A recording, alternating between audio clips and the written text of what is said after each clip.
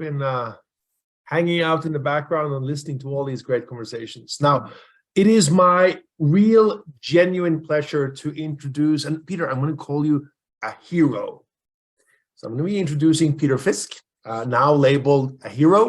And the reason I want to label Peter a hero with all the best intention is he has really been pioneering some of the work and some of the collaboration over the last year, year and a half. And I've had the pleasure of following Peter's work from afar online over the last couple of years. Always been very impressed with his productivity, his proficiency in the field. And I'm going to share a couple of pages from his website. And Peter, this is going to be a little bit longer introduction than you maybe usually get, but it's going to be a good one. So bear with me.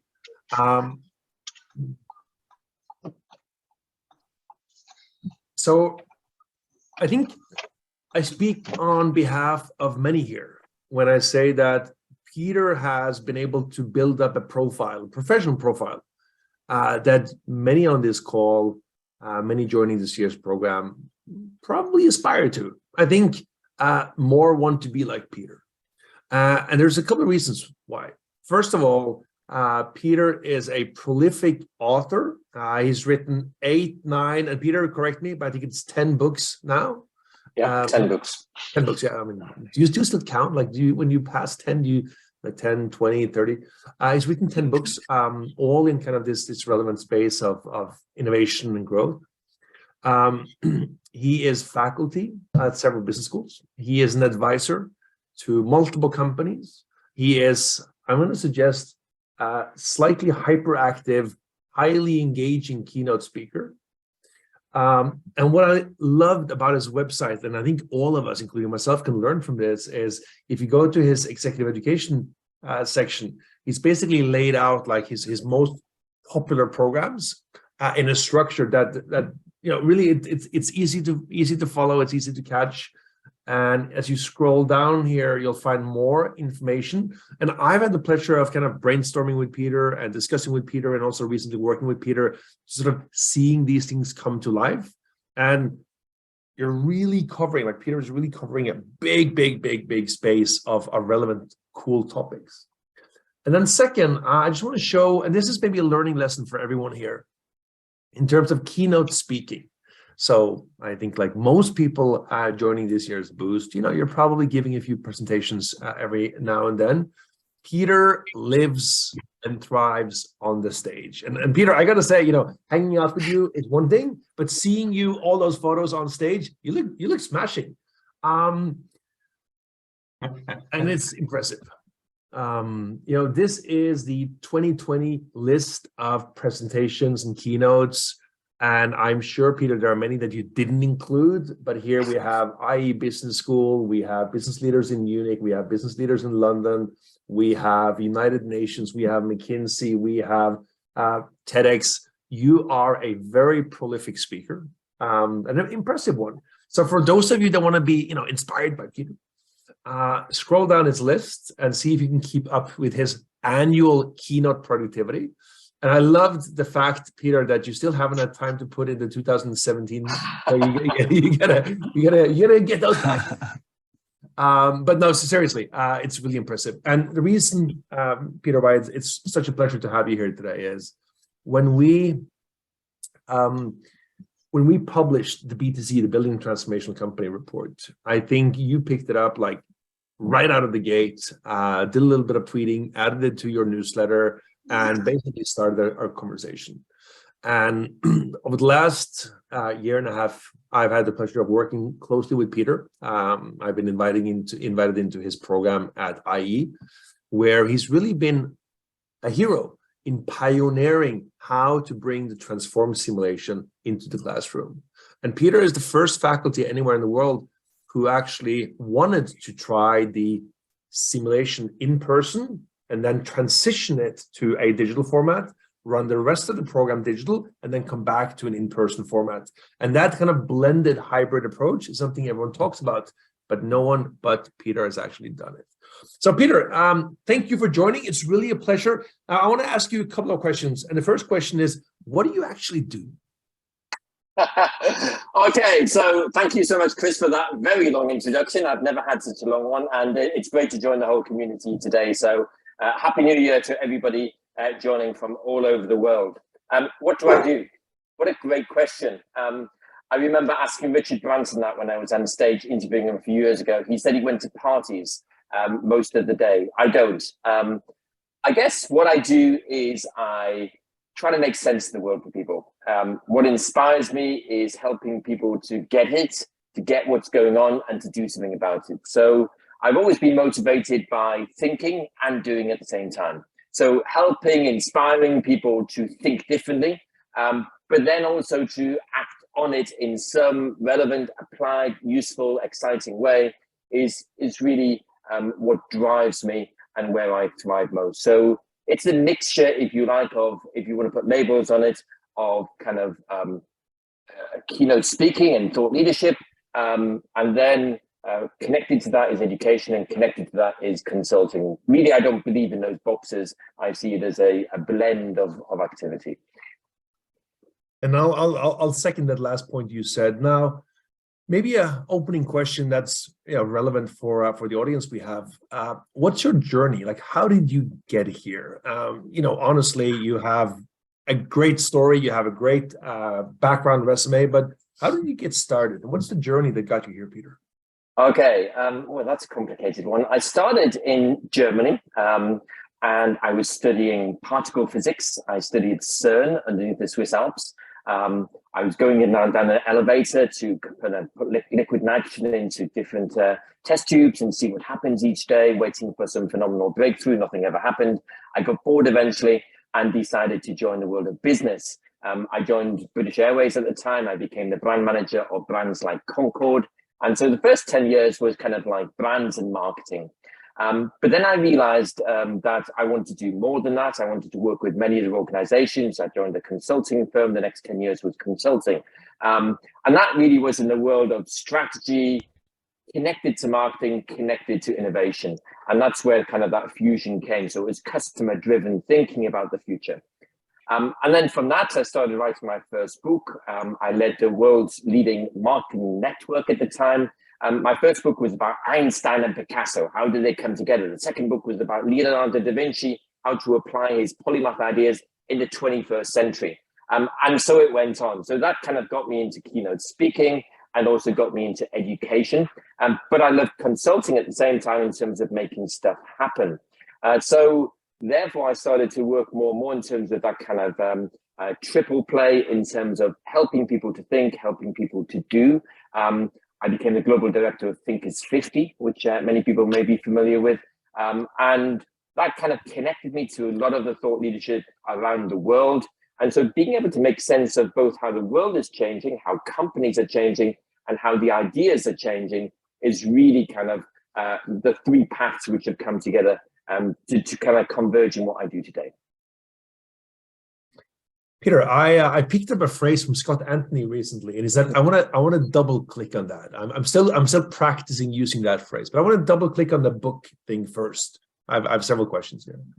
Can you elaborate on your process for how do you write a book? And doing 10 books is pretty decent. I'm guessing you have 10 more in the pipeline, but for anyone listening, what is your process and what can others learn from you in terms of them getting started on their books? Wow. I guess the first step is really the messy front end. It's going around in circles, not quite sure what you want to write about, not really having the confidence to write about something and thinking, do I really have something to say to the world about this? And kind of going around in circles and thinking, what is my thing?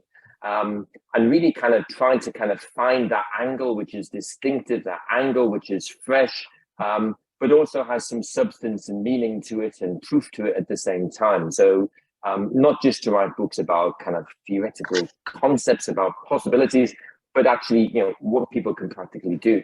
Second step is to find a publisher.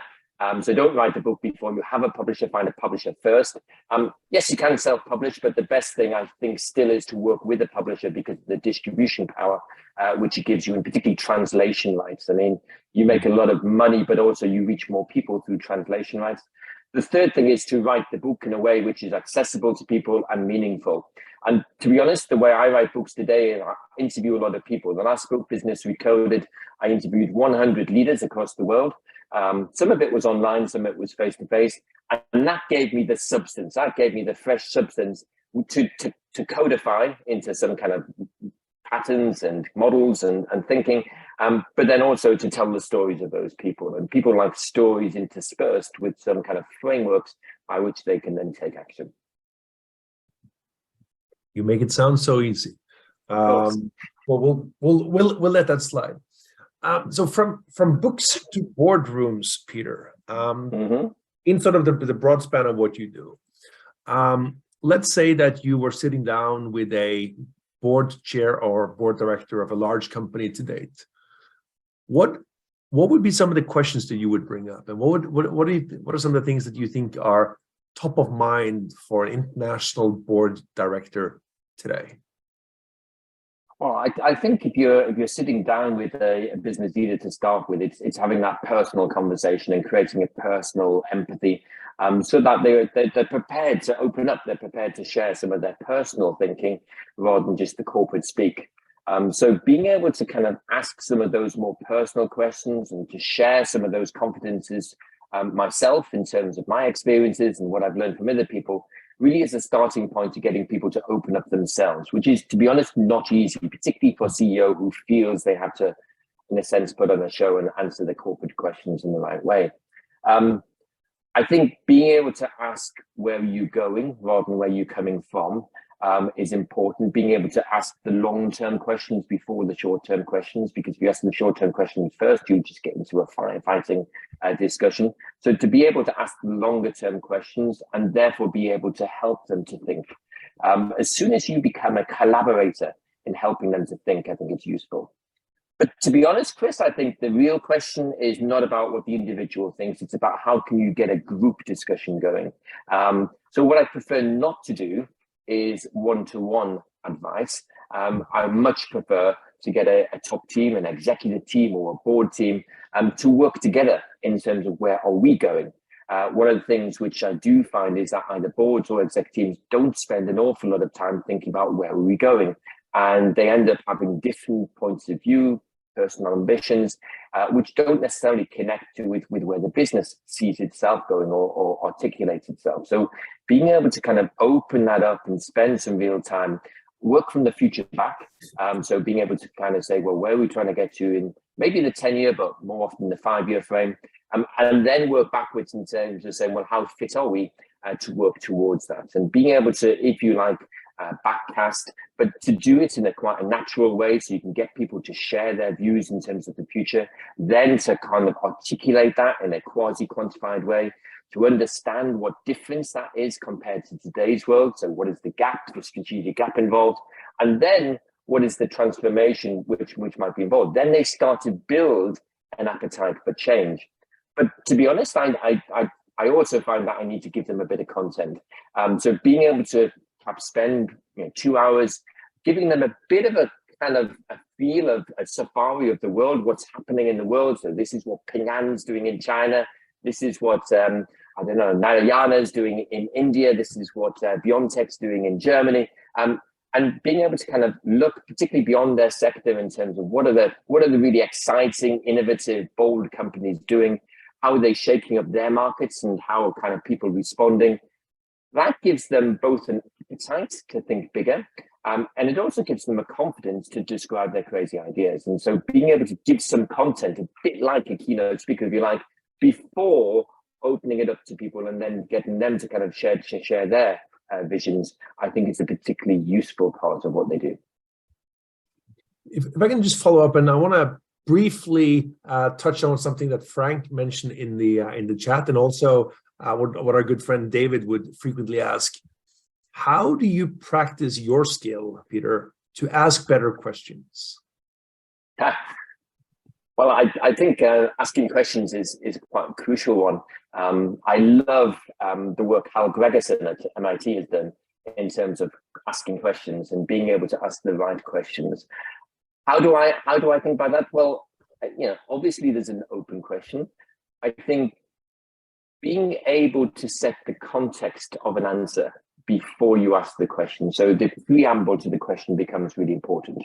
Being able to set a context which allows the person to think bigger, allows them to kind of maybe consider some of the opposite dimensions, the polarizing dimensions in what the answer could involve, and then ask the question, I think is important. So being able to set the context before you actually go in there and ask the specific question, I think is really powerful to get them to kind of be more thoughtful and being open and consider the bigger system-based context in terms of the thing which they're trying to respond to. Cool, thank you. I want to go into kind of the intersection between your marketing and your professional services. Mm-hmm. So if I mention Gamechangers, Wave Riders, and Business Recoded, those are, and I'll articulate this as, these are three concepts that you have developed and you're now using, in your classroom and in your consulting work, in your writing. What are these three things? So what is Gamechangers, Wave Riders, and Business Recoded? I mean, to be honest, they're brands. If you think about a company, a company would have brands, that propositions, which are distinctive in terms of the value which they will give to the audience. So Gamechangers, the proposition there is about helping you to change the game. And what I mean by change the game is to change the market. My big thing about innovation is don't just innovate your own business, innovate the marketplace, innovate how the marketplace works, how customers and competitors and yourself interact together, and how value is created. So changing the game, how you can be a game changer is really the proposition. Wave Riders is all about how can you ride the waves of change. And so it's much more about kind of recognizing the mega trends, recognizing relentless change in society, and how can you keep moving forwards? How can you develop a strategy, make strategic choices, but how do you retain the agility to kind of change them, but also to keep looking forwards and to reinvent your business repetitively too. Business Recoded is about saying fundamentally, what are the codes, and therefore what are the recodes of business? So what is the shift which is required? So they're brands, but also they're propositions, they're calls to action. And in a very practical, commercial way, if I'm working with an event organizer, or if I'm working with a business school, for example, in terms of let's create a Wave Rider keynote or a Wave Rider program, then they want something exciting. They want something sexy, which is going to attract their audiences, which they can sell to their audiences. And so being able to find language which is kind of meaningful, but also energizing to people and simple at the same time, I think is very powerful. And if you can then connect that to your own profile, then you've got something which is intellectual property, which means that you are the person who can deliver that concept. So your career spans marketing Concorde aircrafts to basically developing your own brand portfolio, if I may. And I think this is important because there's a lot of people in the program here today that probably have really good quality services, but exactly like you're saying here, they've never been able to stand out in a crowd. And very often they could, easily lose out to the EY or PwC or the McKinseys or the Bains of the world. So I like your answer, Peter, in terms of, these are brands in a brand portfolio thinking. That's a nice challenge for several here. You work with global students, you work with global executives, and sometimes you bring them into your classrooms. And that's kind of how our collaboration got started. I'm not looking for a marketing stunt here, but I'll take it if you have it.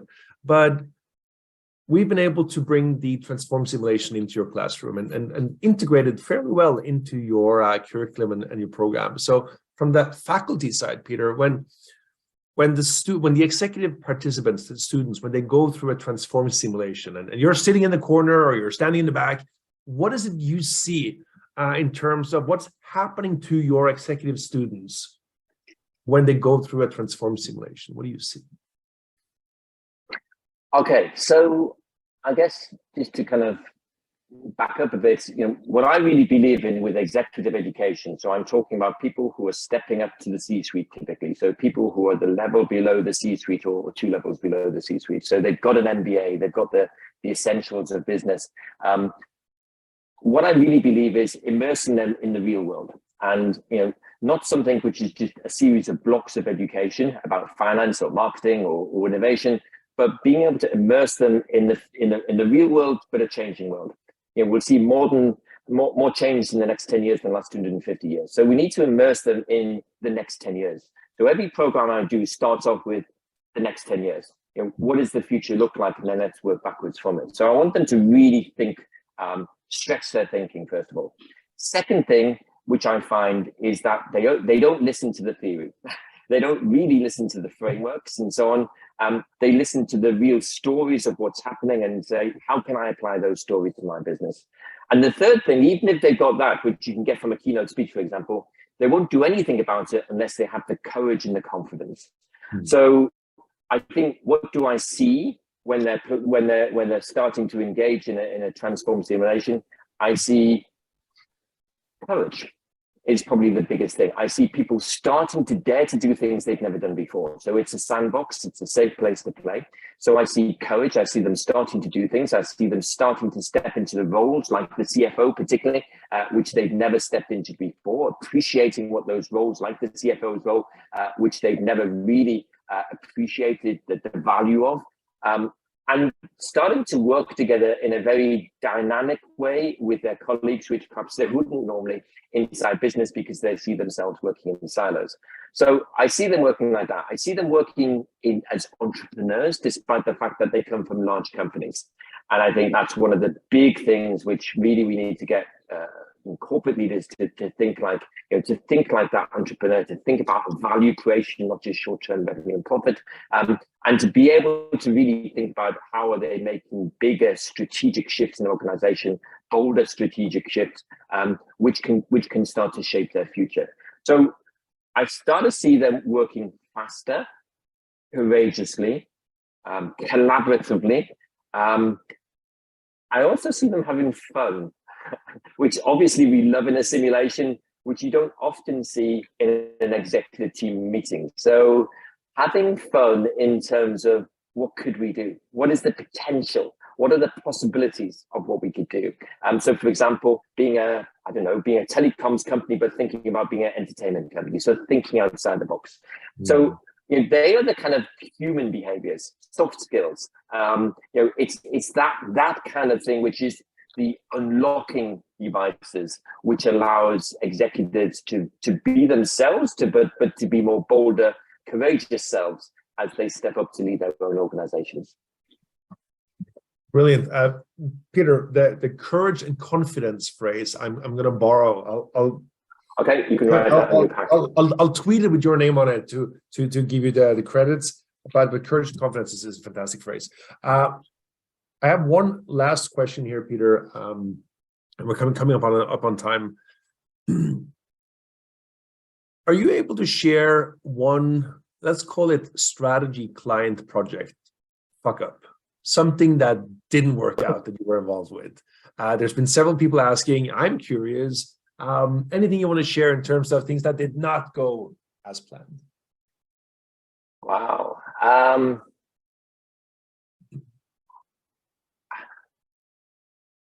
I'm trying to think of a good one, which is kind of honest and also kind of useful to learn from. I think the most often fuck up, if you like, is when you go through the strategy process, particularly with an exec team, which I typically work with. So, for example, I'm working with the largest food company in the Middle East at the moment. We spend 3 months collaboratively developing a view of the future, how the industry is changing, how our business is performing today, what's the strategic transformation we want to make. We map out that transformation. We look at it in terms of 5-year, 3-year, 1 year, and all that kind of stuff. We then turn that into a series of project transformations in terms of different functional areas or activities or product developments for the business. We then allocate people. We then get more of the organization involved, more engaged. The biggest problem is when they don't see it through. And we all know that, and it's in the implementation. Strategy is easy, implementation is hard, you could say. I don't necessarily agree with that, because I think making the right strategic choices is hard too. But sustaining innovation, sustaining implementation rather, is the really tough challenge. And that's the thing which sometimes doesn't go right. I feel it's perhaps out of my control sometimes. You could argue I haven't managed the stakeholders and kept them engaged as well as I could. But that's the really hard bit. As you're handing over ownership, as you're handing over control, particularly, or coordination of a transformation to the client team, keeping them engaged, keeping them moving it forwards at the same time as crisis sits in, or kind of a short-term kind of revenue need or whatever kicks in.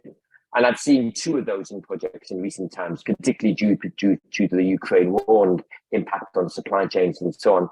It's disrupted, it's derailed transformational projects we're trying to make happen. And you work hard to kind of say, we're going to keep working at this. It's a long-term implementation. But at the same time, those short-term urgent business crises kick in and can shift you off course. I think they're always going to do that. And what I need to get better at, what we all need to get better at, is the resilience to keep transformation on course, or even, you know, agile and embracing those constant crises and constant changes. That's my personal experience. And Peter, that's a good place to start wrapping up our conversation. You know, we'll see each other again in Spain in a few months, and we have multiple things that we're talking about in Europe and Asia. But on behalf of the whole community here, thank you for taking your time. Thank you for joining us today. It's really a pleasure. It's good to see you. And for everyone, if you want to read more about Peter's work, go to his website, buy all of his 10 books, and then also make sure to subscribe to his newsletter. It's good work. So Peter, really a pleasure. Thank you for sharing your thoughts. Thank you for doing great work. Really enjoyed the collaboration. And Enrico, my friend, back to you and our friends from Egypt.